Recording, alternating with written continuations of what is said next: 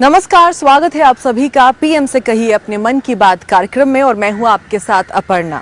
इस कार्यक्रम का सिर्फ एक ही मकसद है और वो मकसद ये है कि जनता की आवाज को सीधा सरकार तक पहुंचाया जाए, जिसके बाद सरकार जनता की आवाज को सुने, उनकी समस्याएं, उनकी परेशानियों को समझे और उसका समाधान निकाल पाए। तो चलिए बिना किसी देरी के शुरुआत करते हैं पीएम से कहिए अपने मन की बात कार्यक्रम की।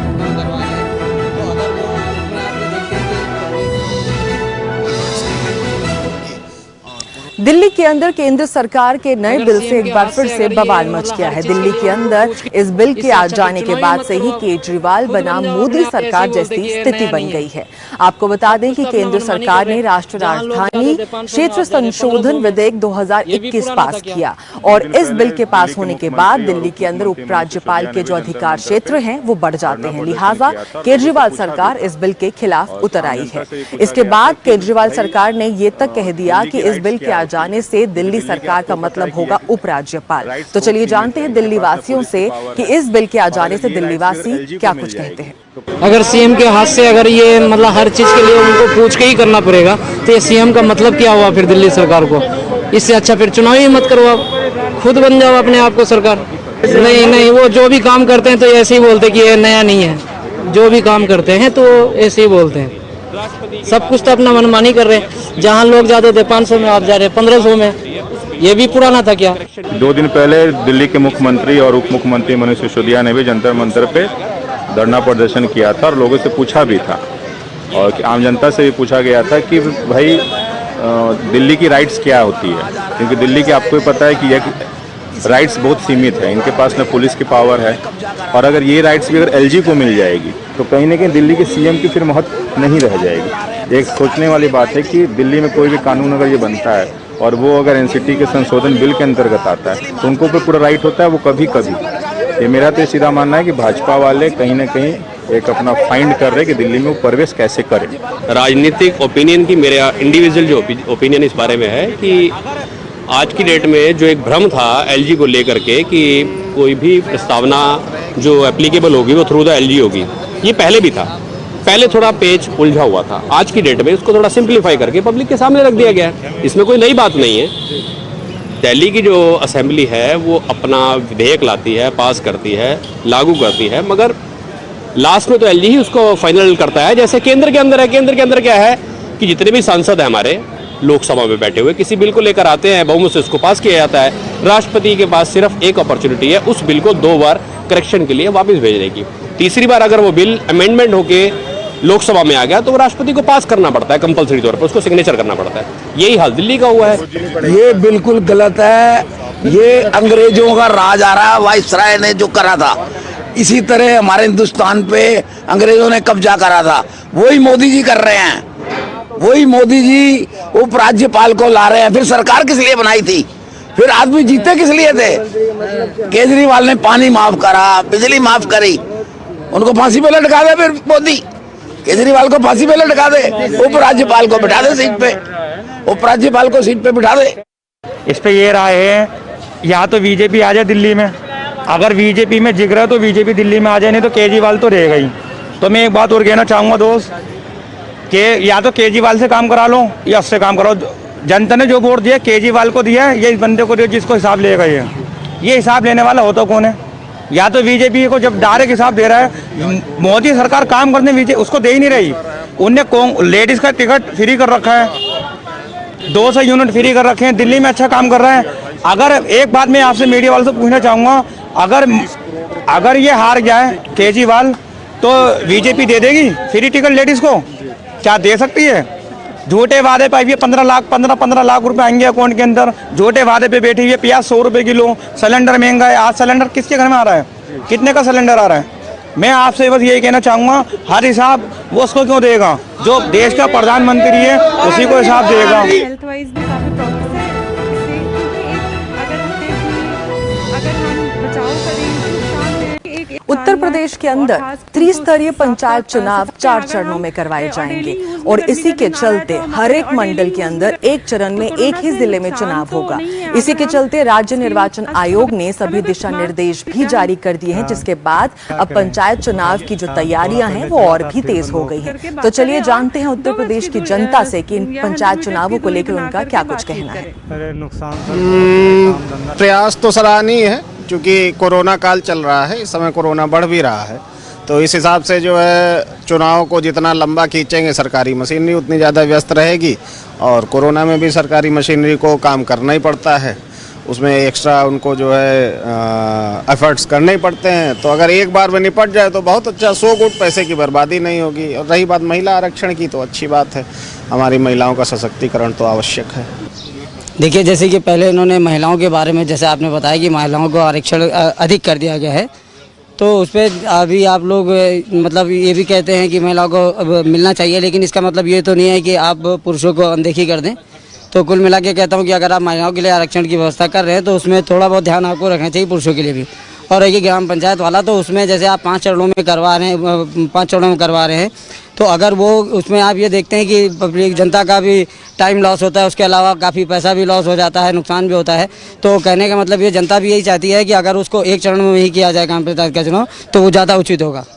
सरकार का फैसला ये उचित है, वैसे ठीक है सिंगल कराया जाए, लेकिन उससे कोई बेनिफिट नहीं मिलेगा। इससे अच्छा है कि कहना है कि एक बार में ही हो जाए, वो ज़्यादा सही है, क्योंकि उससे सरकार का पैसा ज़्यादा लॉस जाएगा। इससे अच्छा है, ठीक है, उसको एक ही बार में करवा दिया। देखिए, ये हमारे जो ये महिला का आरक्षण दिया गया है, ये बहुत सराहनीय काम हुआ है कि जिला पंचायत चुनाव में महिलाओं को अधिक से अधिक संख्या में टिकट दिए जा रहे हैं। और जो 5 चरणों में चुनाव होते थे, 1 चरणों में किया जा रहा है, एक ही मतपेटी में, वो अच्छा है। इसमें जो है सरकार का खर्च कम होगा और चुनाव जल्दी होंगे, रिजल्ट जल्दी आएगा।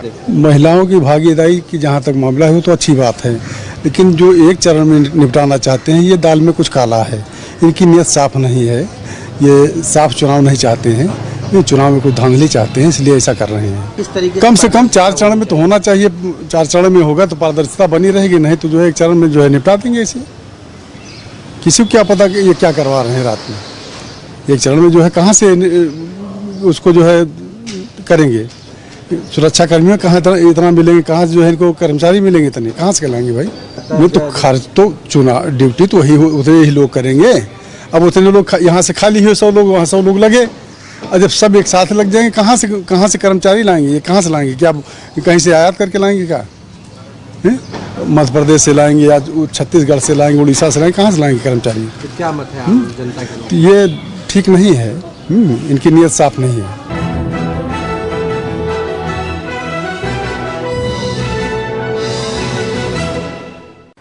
किसान नेता राकेश टिकैत ने साफ कर दिया है कि आंदोलन अब और तेज होने वाला है और आंदोलन और तेज होने के संकेत भी उन्होंने दे दिए हैं।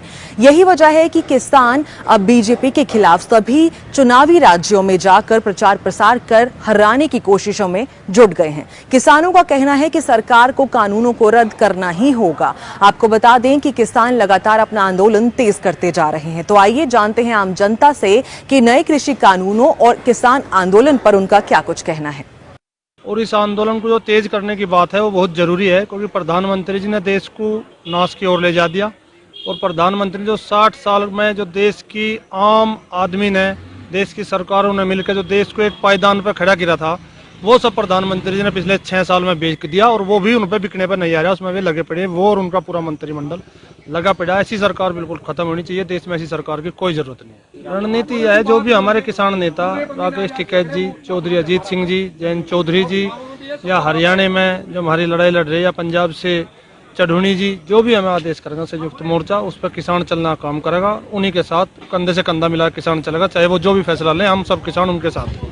प्रधानमंत्री जी को समय इस्तीफा दे देना चाहिए। जिस देश में 80% आबादी किसानों की हो और वहाँ किसानों की ना सुनी जा रही हो, तो ऐसे प्रधानमंत्री का देश में होना मेरे हिसाब से देश का दुर्भाग्य है। पता नहीं किस मुहिम पर लोग इनकी वोट गिर रहे हैं, मुझे नहीं पता क्या इस देश में हो रहा, समझ में नहीं आ रहा जनता का, लेकिन जो भी हो रहा देश के दुर्भाग्य के लिए हो रहा। देखिए, पीएम से हम यही कहेंगे कि एक तो इतने दिन हो गए, एक अरसा हो गया किसानों को बैठे हुए, तो लगभग अब कोई ना कोई रास्ता तो ज़रूरी है निकालना, या तो किसानों को या सरकार को दोनों में से एक को अब तो कोई ना कोई रास्ता निकालना चाहिए, जो भी मुद्दे हैं उन पर बैठकर बात करना चाहिए, क्योंकि एक अरसा हो गया है, लोगों को ही परेशानी हो रही है, साथ ही साथ किसान वाले अपने घर वालों से दूर बैठे हुए हैं, प्लस सरकार को भी परेशानी है और सभी को परेशानी हो रही है, और एक सबके एक संवेदना जुड़ी हुई है किसानों के साथ। तो किसानों को कोई ना कोई हल निकालना चाहिए, या फिर मोदी जी को कोई ना कोई रास्ता निकालकर उनसे बातचीत कर कोई बीच का रास्ता निकालना चाहिए, जिससे कि दोनों मसले जो है, दोनों पार्टियां जो है हल हो जाए, दोनों पार्टियों के मसले।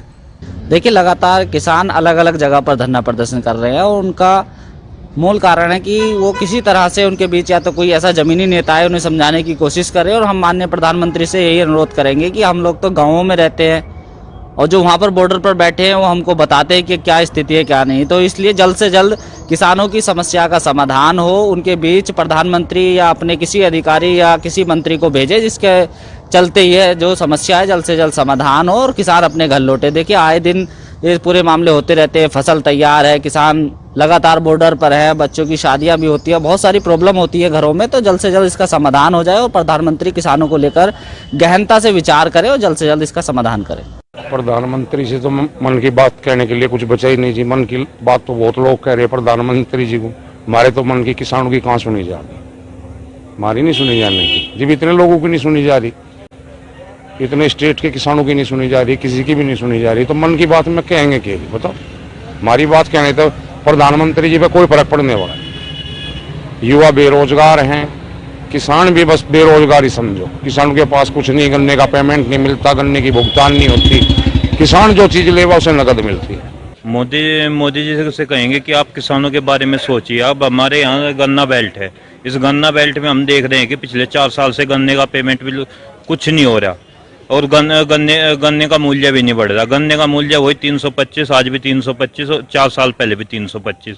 अब 10 रुपये बढ़ाए हैं, उसको पता नहीं किसानों को कि वे बढ़े हैं कि नहीं बढ़े हैं। बढ़ाए थे वे सितंबर में बढ़ाए थे, अब तक का कोई वो नहीं आया। अब तक गन्ने की पर्ची पे भी किसान का भाव नहीं लिख के आ रहा कि किसान का भाव क्या है। किसान केवल डाल रहा है, किसी को पता नहीं क्या भाव है। 4 साल पहले जो डीजल का रेट था वो बढ़ के 50-60 रुपये से 90 रुपये के आसपास, 85 रुपये के आसपास आ गया है। लेकिन किसान का गन्ने का पेमेंट वो कब हुई 317 रुपये। अब 4 साल में 10 रुपये बढ़े। 4 साल में 10 रुपये बढ़ने का मतलब है कि 2.5% बढ़ा, वो मतलब 2.5 रुपये बढ़े 1 साल के हिसाब से। और 2.5 रुपये को 300 के से करके देखे, 1% भी एक साल के हिसाब से नहीं बढ़ा। महंगाई दर अपनी 6% के करीब हर साल बढ़ रही है, लेकिन ये गन्ने के पेमेंट कब हुई है।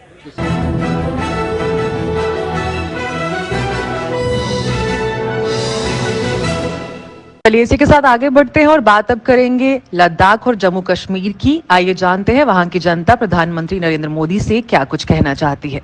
देखो जी, जितना पैसा माननीय फाइनेंस मिनिस्टर साहब ने दिया है J&K के लिए, हम उनका आभार प्रकट करते हैं। लेकिन अगर इस पैसे को ये स्टेट यूनियन टेरिटरी की जो एडमिनिस्ट्रेशन है उसको प्रॉपर ढंग से इस्तेमाल करेगी, जैसा कि 28 करोड़ रुपया मुगल रोड के लिए रखा गया है, 20 करोड़ रुपया इन्होंने रेस्टिंग प्लेसेस के लिए रखा है फॉर टूरिस्ट, उसके अलावा 500 करोड़ रुपया इन्होंने जो रोड्स की डेवलपमेंट के लिए रखा गया है।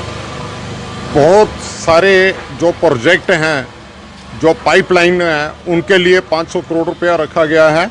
अगर ये पैसा प्रॉपर यूटिलाइज होगा तो डेवलपमेंट तो डेफिनेटली होगी, उससे टूरिस्ट का भी आना थोड़ा बढ़ जाएगा। और ख़ास तौर पे जम्मू के लिए जो इन्होंने लिखा है, जैसे सरुईसर है, मानसर है, इन लेक्स को डेवलप किया जाएगा। या जम्मू की जो लेक पिछले 2012 में कंप्लीट होनी थी, आज 2022 हो गया, 10 साल में कंप्लीट नहीं हुई। अगर उसको सामने रखकर कुछ पैसे उस पर लगाए जाएंगे तो डेफिनेटली एक टूरिस्ट को एक और स्पॉट जम्मू में मिल जाएगा उसको विजिट करने के लिए, और टूरिस्ट जम्मू में रुकेगा। उससे जम्मू का जो व्यापार है, जैसे हमारा होटल इंडस्ट्री है, ये शॉल साड़ी है, हैंडीक्राफ्ट है, ड्राई फ्रूट इंडस्ट्री है, इनको बेनिफिट मिलेगा। हर साल जम्मू कश्मीर में जो बजट आता है औरों स्टेटों से ज़्यादा आता है, लेकिन ये कश्मीर के लिए है या जम्मू के लिए ये मुझे मालूम नहीं, क्योंकि जम्मू में जो हालात बन रहे हैं, तरक्की हो रही है लेकिन इतनी जो ज़मीनी लेवल पे नहीं हो रही। ज़मीनी लेवल पे जो तरक्की नहीं हो रही, क्योंकि हर साल इतने पैसे आते हैं, कश्मीर में जाते हैं, कश्मीर में देखो कितनी डेवलपमेंट हो रही है। जहाँ गाँव में देखो आगे पीछे लोग, जो सड़कें पुरानी वो नहीं मरम्मत हो रही, देखो ना आप, मैं पैसा दे रही है गवर्नमेंट, लेकिन पैसा कहाँ जा रहा है हमें नहीं मालूम। दूसरी बात यह है, कश्मीरियों के लिए ये इतना फंड दे रहे हैं। पहले कश्मीरियों से उन्होंने बात की, हमेशा हर साल इनको कश्मीरियों के लिए पैकेज आता है, भाई इनको घरों के लिए पैसा दे रहे हैं, अलाटमेंट हो रही है, मकान अलाटमेंट हो रही है, पर जाता कोई भी नहीं है। सिर्फ पैसा आता है, ये कहाँ जाता है हमें नहीं मालूम। क्योंकि उनको अगर जाना है, पहले इनसे तो मशवरा किया जाए कश्मीरी पंतों से, क्या वो जाएंगे नहीं जाएंगे? हमेशा वो जाएंगे, जाता कोई भी नहीं है। 10 साल से मैं देख रहा हूँ, हर साल इनको बोला जाता है जाओ, जाता कोई भी नहीं है। ये क्या बात हुई? पहले इनसे इतना पैसा खर्चने का फायदा क्या? जब तक ये मानेंगे नहीं, फायदा क्या इनका पैसा वहाँ पे इतना पैसा खर्चने का। और तीसरी बात जो जल शक्ति है, जल शक्ति जहाँ पे बहुत जो पानी है, जहाँ पे बहुत मुश्किल होगी पानी की, क्योंकि जम्मू कश्मीर में इतना पानी है कहने की बात नहीं। लेकिन पानी भी जो है टाइम से आना चाहिए। जो लोग घरों में हैं वो एक ही टाइम पानी आता है, दूसरी टाइम नहीं पानी आता है। पहले होता था, आज से 10 साल पहले, 5 साल पहले इतना पानी आता था, 2 बार पानी आता था। लेकिन अब एक बार पानी आता है, वो भी आधे घंटे के लिए आता है। ये भी मैं गवर्नमेंट से कहूँगा, इसके और भी ध्यान देना चाहिए। हम तो मीडिया के माध्यम से गवर्नमेंट के आगे यही अपील करेंगे, सेंटर तो बहुत कुछ देता है, मगर इधर हमें देखने को कुछ नहीं मिलता है। सेंटर से तो बड़ी बड़ी अफवाहें भी चलती हैं कि ये कुछ दे दिया, वो कुछ दे दिया, मगर जो ग्राउंड लेवल पे जो हम जब देखते हैं तो हम लोगों को कुछ भी नहीं मिलता है। और मैं गवर्नमेंट के आगे ये अपील करना चाहूँगा कि जो हमारे जम्मू कश्मीर के यूटी के जो युवा हैं, उनके लिए कोई ऐसा प्रावधान निकाला जाए, चाहे वो छोटा कारोबारी है, चाहे वो बड़ा कारोबारी है, चाहे कोई उद्योगपति है, उन सब के लिए कोई ऐसा प्रावधान निकाला जाए। क्योंकि हम ये चाहते हैं कि जो हमारे लोगों के लिए जो बेरोज़गारी है, बेरोज़गारी को दूर करना चाहिए। युवा हमारे भड़क रहे हैं, दर बदर भड़क रहे हैं, उनके लिए ना नौकरियां हैं, ना कारोबार है। और कोई भी जो गवर्नमेंट आती है तो वो गवर्नमेंट का यही काम होता है कि लोगों की बेरोज़गारी ख़त्म करने के लिए। और हम ये चाहते हैं कि बेरोज़गारी ख़त्म होनी चाहिए और लोगों को अच्छी सुविधाएं मिलनी चाहिए, कारोबार मिलना चाहिए, नौकरियाँ मिलनी चाहिए, ताकि वो अपना अच्छे तरीके से अपना निर्वाह, अपना गुजारा कर सकें। हम इस बजट का स्वागत करते हैं। मैं अनूप मित्तल, प्रेसिडेंट कनक मंडी ट्रेडर्स एसोसिएशन, अपनी कनक मंडी ट्रेडर्स एसोसिएशन की तरफ से इस सेंट्रल गवर्नमेंट द्वारा जो J&K के लिए बजट दिया गया है, इसका स्वागत करता हूं। इस बजट के अंदर कई चीज़ों के ऊपर विशेष तौर पर ध्यान दिया गया है। कृषि और बागवानी, जो कि हमारी जम्मू और कश्मीर की अर्थव्यवस्था की रीढ़ की हड्डी है, उसके विकास के लिए भी एक विशेष प्रावधान किया गया है। और कोरोना महामारी के दौरान आपने देखा था कि हमारे सभी हॉस्पिटल्स के अंदर ऑक्सीजन की बहुत कमी थी, और जिसकी वजह से हमें कुछ नुकसान भी उठाना पड़ा कीमती जानों का। आज उस तरफ भी ध्यान गया है। हर हॉस्पिटल के लिए या ऑक्सीजन प्लांट्स लगाने के लिए गवर्नमेंट ने एक बड़ी अच्छी एक रकम का प्रावधान किया है। हमें उम्मीद है कि इस बजट से हमारे स्टेट की इकॉनमी को बूस्ट मिलेगा।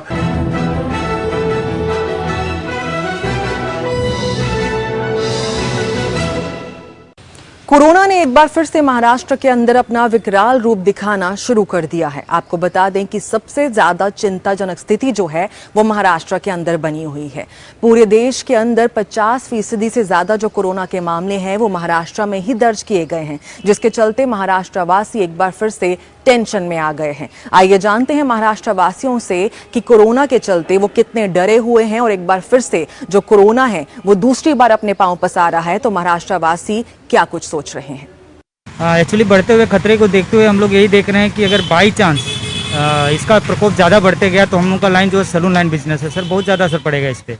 ऑलरेडी अभी भी कस्टमर बहुत कम है सर, हम लोग को इतना तकलीफ हो रहा है कि पूछिए मत, जिसकी वजह से अगर बाई चांस अगर लॉकडाउन का कुछ प्रभाव पड़ता है तो सर हम लोग को तो बहुत ही हालत ख़राब हो जाएगा सर। और मैं चाहूँगा कि लोग मास्क और सैनिटाइजर का ज़्यादा से ज़्यादा उपयोग करें ताकि हम लोग को ऐसा खतरे से बचा जा सके सर। मैं चाहता हूँ लोग सैनिटाइजर, मास्क वगैरह जो सेफ्टी है वो सेफ्टी रखें। अगर सेफ्टी नहीं रखेंगे, यही दौर चलता रहेगा तो दुकान और धंधे वालों के ऊपर बहुत बड़ा प्रभाव पड़ने वाला है, और लोग बेरोजगार तो वैसे भी हो गए हैं, और इससे ज़्यादा अगर बेरोजगारी चाहते हैं तो सैनिटाइजर, मास्क न लगाएं। अगर नहीं चाहते हैं, बचाव चाहते हैं, तो सैनिटाइजर, मास्क वगैरह का प्रयोग करें, और जितना हो सके उतने ज़्यादा सेफ्टी रखें। और मैं और क्या कहना चाहूँगा पब्लिक से, जो अगर जितना ज़्यादा सेफ्टी रखेंगे उतना उनके लिए अच्छा रहेगा। सामान्य इंसान को ज़िंदगी जीना बहुत मुश्किल हो जाएगा, क्योंकि जो पहला लॉकडाउन हुआ था 22 मार्च को, इसके बाद से लोगों का जीवन बहुत बुरी तरह से जा रहा है। काम धंधा बहुत स्लो चल रहा है, तो अभी हो जाएगा तो आदमी को गुजर बसर करना बहुत मुश्किल होगा। लॉकडाउन नहीं करना चाहिए, सावधानी बरतना चाहिए, लोगों को बोलना चाहिए मास्क पहनिए, सैनिटाइजर लेके चलिए। बाकी लॉकडाउन करना सही तरीका नहीं है। अभी ऐसे में देखिए काम धंधा सब रुक गया है कोरोना लॉकडाउन की वजह से, और आगे तो अभी और भी तकलीफ आने वाली है। कोरोना का पालन कर रहे हैं हम लोग, मास्क लगाते, सैनिटाइजर लगाते, हाथ धोते बार बार, उचित दूरी बना के रखते हैं। हम तो यही कहेंगे सरकार से कि लॉकडाउन ना करे सर। तो सर वो आप लोग तक मैसेज भेजिए लोगों तक कि वो मास्क यूज करें, सैनिटाइजर यूज करें। लॉकडाउन करके सब भूखे मरने जैसा हालत हो जाएगी। व्यापारी एकदम परेशान है सर, हम लोग जैसे मिडिल क्लास लोग और ज़्यादा परेशान है। क्या कर सकते हैं सर।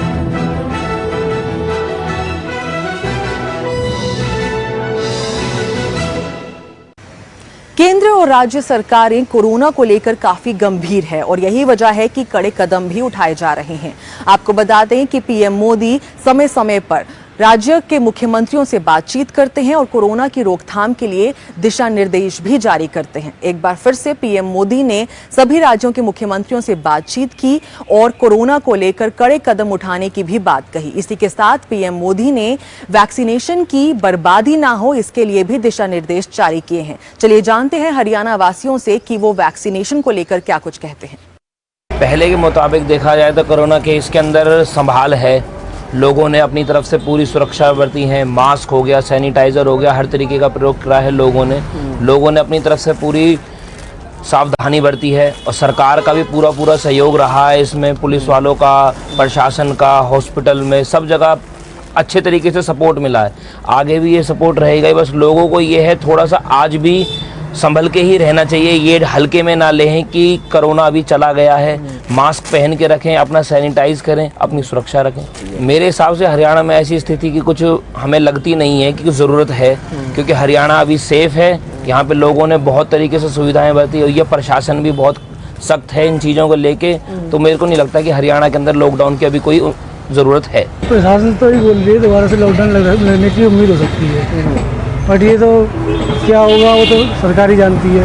इसमें कोई ये तो है नहीं कि हम लोग बता सकते हैं। बड़ा मेरे अंदाज से होली में तो लगना ही चाहिए, क्योंकि यार होली में रिलेटिव्स वगैरह आते हैं और भी मिलते हैं वगैरह सब लोग, तो इसलिए होली में लगना चाहिए। अच्छा, जहाँ तक कोरोना का बढ़ने का सवाल है उसके ऊपर तो यही है, अपना मास्क लगाओ, सैनिटाइज़र वगैरह इस्तेमाल करो और कहीं भी आना जाना हो। जो आजकल प्रशासन तो जगह जगह वैक्सीन लगा ही रहे हैं, जो 45 साल से ऊपर के हैं वो वैक्सीन लगवाएं। बस इसका तो यही है, सैनिटाइज़र वगैरह और मास्क वगैरह। नहीं, असल में क्या है ना, मैं खुद ऐसे बैठा हुआ हूँ, बिना मास्क के बैठा हुआ हूँ। मैं खुद मास्क लगा के नहीं बैठा। हम ऐसे हो गए भाई अब ख़त्म हो गया। लेकिन आजकल देखते हैं फिर दोबारा एक तरह से शुरू हो रहा है। हम खुद ही अलर्ट नहीं है, चाहे कोई भी दुकानदार हो, फिर भी अगर रोड पे चलना होता है तो हम फिर भी मास्क लगा लेते हैं, लेकिन जब हम दुकानों पे आगे बैठते हैं मास्क लगाते ही नहीं। मैं तो व्यापारी और लोगों को कहना चाहूँगा कि अगर खुद भी जाके आदमी थोड़ी सी जाके जिम्मेवारी को समझ लें तो उससे जाके क्या है, कोरोना की बीमारी का अंत भी हो सकता है। हम लोग क्या है, ना तो आजकल मास्क लगा रहे, ना सोशल डिस्टेंस का पालन कर रहे, इसलिए जाके ये बीमारी दोबारा से आ रही है। और चाहेंगे लोगों से अपील भी करूँगा, व्यापारी भाइयों से भी पहले अपील करूँगा, दुकान पे अपना जाके अपने लड़कों को खुद भी जाके आदमी मास्क लगा के रखें और सैनिटाइजर भी जाके हाथों में बार बार हाथ धोते रहें, जिससे जाके ये बीमारी से बचाव।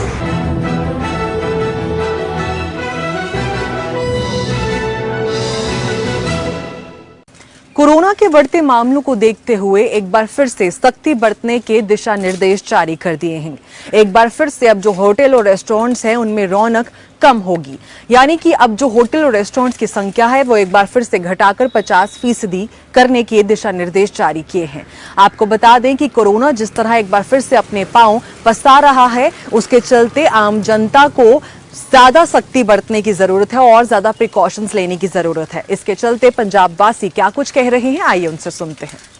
कोरोना से यही नुकसान है कि अगर हम बचाव करेंगे इससे, क्योंकि एक तरह का ये ऐसा वायरस है जिससे लोगों को काफ़ी नुकसान हुआ है, हेल्थ वाइज भी काफ़ी प्रॉब्लम्स हुई है, बच्चे बूढ़े सबको, और ख़ास करके जिनको हार्ट की प्रॉब्लम है उनको साफ तौर पर डॉक्टरों ने ये कहा है कि अभी सफाई वगैरह का ध्यान रखना है। तो कोरोना से नुकसान तो नहीं है अगर हम अपने हाथ को सैनिटाइज करें, मास्क यूज़ करें, और डेली यूज़ में गर्मी का दिन आ रहा है तो हम मास्क वगैरह तो वैसे भी यूज़ करते हैं, तो हमें कोई परहेज़ नहीं करना चाहिए। मास्क और हाथ पर मास्क यूज़ करें, प्रॉपर सैनिटाइज़र यूज़ करें, और 2 गज की दूरी या 100 मीटर्स की दूरी बना करके बातचीत करें। अरे नुकसान सर बहुत है, काम धंधा चल नहीं रहा, थोड़ा पहले चला था फिर बंद हो गया। हाँ, अब क्या करें। अभी क्या काम कर रहे हैं? अभी सर गुब्बारे लगाते हैं तो अब काम ही नहीं आ रहा है, बस 100 गुब्बारे अभी लगाने आए थे, 300 रुपये। प्रधानमंत्री से क्या अपील करोगे आप? अब प्रधानमंत्री से क्या अपील करें, अब हम लोग है जब काम माने सबका थोड़ा वैसे चल रहा है, समझो टाइम पास वाला है जितना, कोई नहीं है जी।